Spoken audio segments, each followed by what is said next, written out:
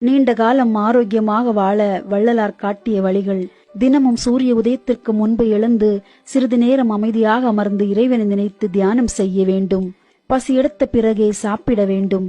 உணவில் உப்பு, புளி, மிளகாய் குறைவாகவும் மிளகு, சீரகம் ஆகியவை அதிகமாகவும் சேர்த்து சாப்பிட வேண்டும். விருந்து என்றாலும் குறைவாகவே உண்ண வேண்டும். பகலில் சாப்பிடும் உணவில் அரைப்பங்களவு உணவை மட்டுமே இரவில் உணவாக எடுத்துக்கொள்ளுங்கள். உறங்கும் போது இடதுகை பக்கமாகவே உறங்க வேண்டும்.